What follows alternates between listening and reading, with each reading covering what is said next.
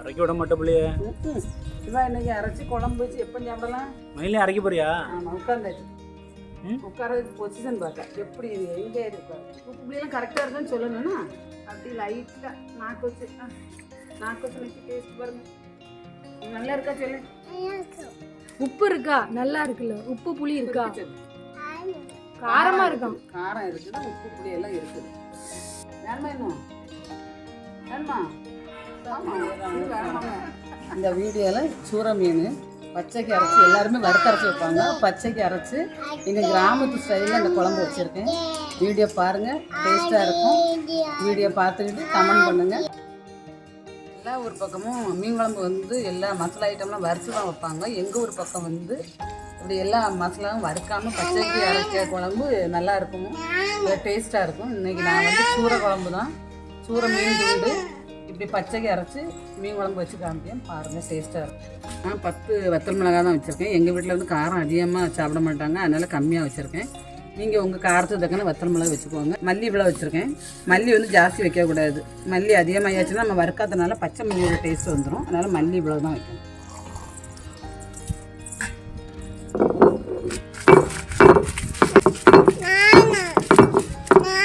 ஏற்றி அவன் அரைப்பேன்ட்டு நிற்கா சண்டைக்கு. மிளகா மல்லி இப்படி ஒரு ஆள் வத்தல் மிளகா அரைச்சி இருக்கையில ஆச்சி கொஞ்சம் அரைச்சிட்டு தரேனே, நீ அதுக்கப்புறம் அரையேன். நீ அரைச்சி நான் எப்போ குழம்பு வச்சு சாப்பிட்றதுக்கு? சரி, நீ அடுத்த அம்மி அரை. இங்கே வா, ஆச்சி பக்கத்துல இருந்து உட்காந்துக்கோ. இப்படி இறங்கி வா, கீழே அப்படி இறங்கி வா. எப்படி போனேன்? அப்படி இறங்கி வா.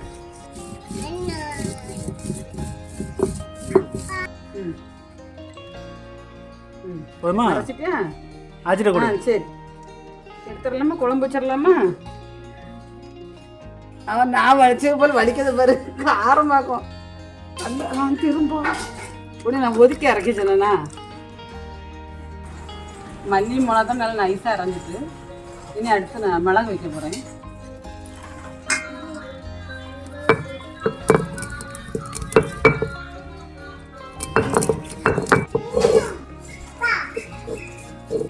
மஞ்சத்தூள், தேங்காய்.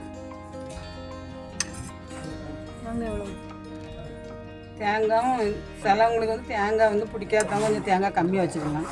தேங்காய் விரும்பி சாப்பிடுவங்க கொஞ்சம் தேங்காய் கூட வச்சுக்கலாம். எங்கள் வீட்டில் வந்து கொஞ்சம் தேங்காய் எதுவுமே கொஞ்சம் முன்ன தான் இருக்கும். அதனால் நாங்கள் வந்து தேங்காய் கூட வச்சுருக்கேன். உங்களுக்கு தேவைக்கு நீங்கள் தேங்காய் யூஸ் பண்ணிக்கோங்க.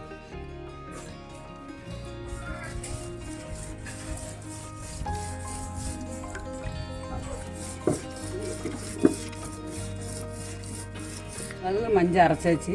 இடத்துல சின்ன வெங்காயமும் கருவேப்பிலையும் வச்சு அரைச்சி எடுத்துறேன். சின்ன வெங்காயம் எவ்வளோ வைக்கணும்? சின்ன வெங்காயம் நிறைய வச்சா மணமாக தான் இருக்கும். நான் கொஞ்சம் அதிகமாக தான் வச்சுருக்கேன். அவங்க தேவைக்கு தக்கன வச்சுக்கணும். பெரிய வெங்காயம் வைக்கலாமா? இல்லை, பெரிய வெங்காயம் வச்சு விட.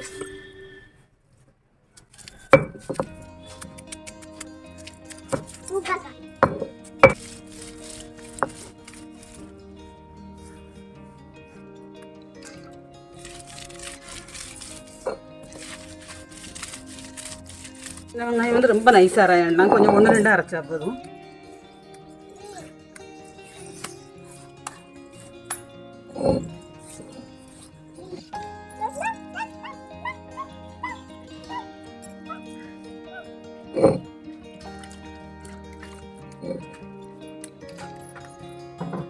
இந்த அம்மி அரைக்க வேண்டிய சமயம் முன்னாடி காலத்தில் ஒரு பழமொழி சொல்லுவாங்க. எப்படின்னு செஞ்சாச்சுனாக்கா, கல்யாணத்துக்கு பொண்ணு மாப்பிள்ளை பார்க்க சமயத்தில் பொண்ணு வீட்டுக்கு மாப்பிள்ளை வீட்டுக்காரங்க வர சமயத்தில் பொண்ணு நல்ல வேலை பார்க்காளா எப்படின்னு உள்ள டெஸ்ட் பண்ணதுக்கு இந்த அம்மியை அரைக்கிறதுக்கு பக்கத்தில் வச்சுருப்போம்ல தண்ணி, இந்த தண்ணியை டெஸ்ட் பண்ணி பார்ப்பாங்க. ஏன்னா அந்த அரைக்கக்கூடிய சமயம் அந்த மிளகாத்தில் உள்ள விதையெல்லாம் இதில் இருக்குதா, நம்ம மல்லி அரைப்போம்ல அந்த மல்லியில் முழு மல்லி இதில் இருக்குதா, அப்படிலாம் இல்லாமல் இருந்தால் அந்த பொண்ணு வந்து எதுவுமே வேஸ்ட் பண்ணாமல் நல்ல வீடு குடும்பம் கழிக்கும். இல்லைனாக்கா அந்த பொண்ணு கொஞ்சம் வேஸ்ட் பண்ணக்கூடிய பொண்ணுன்னு இந்த தண்ணியை வச்சு கண்டுபிடிப்பாங்க. பொண்ணுக்கு அம்மியை அரைக்க தெரியலன்னா அப்போ உள்ள பொண்ணுங்களுக்கு அம்மி அரைக்க தெரியாமல் இல்லையில. அதான் இப்போ புதுசாக மிக்ஸி வந்துருச்சு. இப்போ எப்படி கண்டுபிடிக்கும்? இப்பவும் மிக்சியில் கண்டுபிடிக்க வேண்டியது. சிலவங்க ஜார் எப்படி வச்சுருக்காங்க, மிக்ஸி எப்படி வச்சுருக்காங்கன்னு அதை வச்சு கண்டுபிடிப்பாங்களா இருக்கும். உண்மையில் முன்னாடி எங்கள் அம்மா இதை பண்ண அரைக்கையில் அதில் மனத்தை வித விழாமா, மல்லி விழாமா, அது விழாமா, இது விழாமா, நாளைக்கு இப்போ எல்லாரும் அவசர அவசரமா அரைச்சிட்டு ஆமா போறது இப்போ அப்படி முன்னாடி சொல்லல அப்படி பார்ப்பாங்க.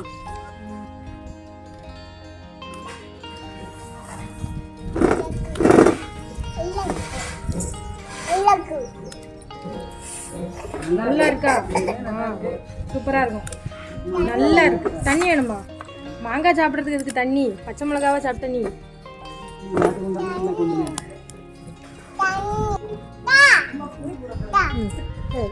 சரி போடுமா?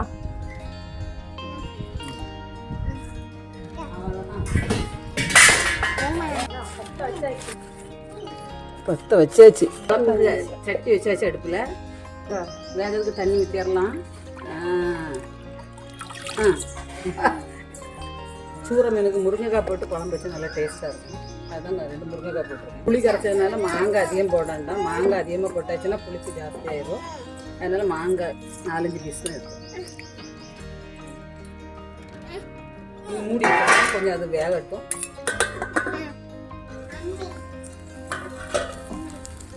மாங்காய் முருங்கைக்காய் வெந்துட்டு இது கூட இனி மீன் போடையில் அந்த முருங்கைக்காய்க்கு வந்து ஒரு டேஸ்ட்டு கிடைக்கும். இந்த மீனோட டேஸ்ட்டு அந்த முருங்கைக்காயில் சாப்பிடையில் அவ்வளோ நல்லா ருசியாக இருக்கும். அதனால் மீனை போட்டு கொடுத்தேன். நல்லா ஃப்ரெஷ்ஷாக உள்ள மீன்னா இப்படி போட்டுடலாம். இல்லாமல் ஐஸ் வச்ச மீன்னாக்கா குழம்பு காயெல்லாம் கொதித்த பிறகு அரைப்பெல்லாம் சேர்த்து கொதித்த பிறகு லாஸ்ட்மாக மீன் பீஸை போடணும். எங்களுக்கு நல்லா ஃப்ரெஷ்ஷாக கிடைக்கிறதுனால நாங்கள் மீனை ஃபஸ்ட்டே போட்டுருவோம். தோல் எடுத்துட்டோம்ல? ஆமாம், தோல் எடுத்துட்டேன். எல்லாமே தோல் வச்சு போடுவோம். ஆமாம், நமக்கு எங்களுக்கு தோலோட சாப்பிட பிடிக்காது. அதனால் நாங்கள் தோல் எடுத்துருக்கோம். தோலோட போடக்கூடியவங்க தோலோட போட்டு சாப்பிடுவோம். அங்க இருக்கு தோல். தோல் கருவேப்பிலை எங்க போடுற? சரி, கருவேப்பிலை போட நல்லது தானே. இது குழம்புக்கு அரைச்ச தண்ணி தான் ஊற்றி வேக.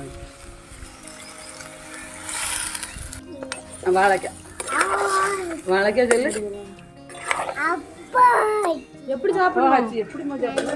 எப்படி சாப்பிடணுமா? மூடிங்க. அதுக்கு பிறகு நம்ம மீன்லாம் வெந்த பிறகு லேசாக வாயில் வச்சு பார்த்துக்கிட்டு உப்பு காணாட்டா போட்டுக்கலாம். உப்பு 2 சேர்த்து கரைச்சி ஊற்றி வச்சுனாக்கா உப்பும் புளியும் சேர்ந்து எல்லாத்துலேயும் பிடிக்கும். அதனால தான் உப்பு புளி தனியாக கரைச்சி அதில் ஊற்ற போகிறேன்.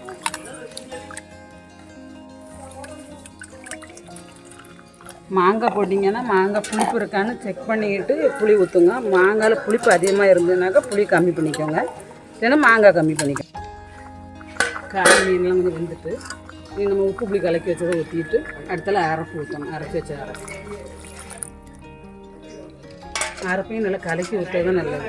இல்லைன்னா அங்கங்கேயே துண்டாக இருக்கும். அரைப்பையும் இது கொஞ்சம் கலக்கி ஊற்றுறோம்னா அரைப்பு எல்லா இடத்துலையும் ஒன்று போல் பிடிக்கும். நம்ம அப்படியே அரைச்சதை அப்படி போட்டோம்னா எல்லா இடத்துலையும் போட்டு மீன் கூட இப்படி கிண்டனோம்னா மீன் உடஞ்சி போகும். இப்போ அரைப்பை ஊற்றி கொதிக்க வச்சிடலாம்.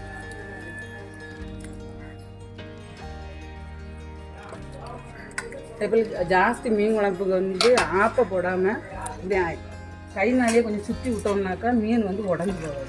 இப்படி நீங்கள் சுற்றி விட்டீங்கன்னாக்கா அந்த அரைப்பு எல்லா இடமே செட் ஆகிடும். மீன் உடையாது. கொஞ்சம் மீன் வெந்து நல்லா வந்த கூட நீங்கள் லைட்டாக ஆப்பை போட்டிங்கன்னா இப்போ பாருங்கள் நல்லா ஆப்பை போட்டு கலக்குன போலே செட் ஆகிடும்.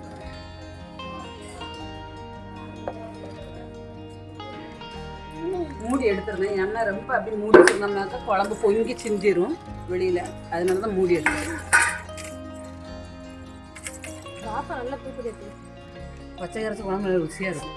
மனம் நல்லா டேஸ்ட்டாக இருக்கும். அது இந்த சூற மீன் குழம்புக்கு பச்சைக்கு முருங்கைக்காய் மாங்காயெல்லாம் போட்டு குழம்பு வச்சோம்னா நல்லா ருசியாக இருக்கும். ஒரு பிடி பிடிக்கும். நான் உப்பு பார்க்க பாரு, கரெக்டாக ஒரு ஆள் உட்காந்துருக்கு பார்த்துக்கேன். மகிமா உப்பு பார்க்கலாமாம்மா? வருஷத்து இருக்க வரைக்கும் அவன் உப்பு பார்த்தான். ஆமாம், இப்போ இவா செஃப்பா நாக்க பாருங்க. உப்பாக்கு நாக்க காமி. நாக்கு இல்லைம்மா, இது ஒரு படத்துல ஒருத்தர் நாக்கு நீட்டால பசங்க பாருமா. பசங்க படத்துல நாக்க நீட்டி ஏதோ பண்ணுவோம்ல, மந்திரம் சொல்லுவோம்ல. டேஸ்டா இருக்குமா? அது மாதிரி தானே இருக்கு. இந்த கையை கம்மி. உப்பு பாரு. கருவேப்பிலை போட வச்சு மீன் குழம்பு நல்லா கொதிச்சு ரெடி ஆயிட்டு.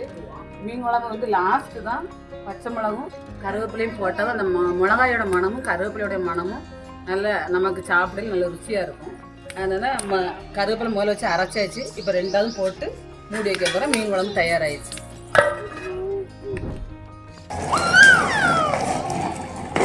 ராணி சாப்பிட வந்தாச்சு. தட்டு எடுத்து வை. ஃபர்ஸ்ட் தாத்தா கொடுக்கலாம். வாங்க அப்பா வாங்க. அது உங்க அண்ணே நல்லா சாப்பிடணும்னு விட்டுட்டியே. அண்ணன் அண்ணன் ஒன்னே கூப்பிடாத அண்ணன். அண்ணன் வா. வாங்கன்னா கொடு வெல்கம். அவங்க சாமி சோறு போடுது. சாமி சோறு போடுது வாங்க வாங்க.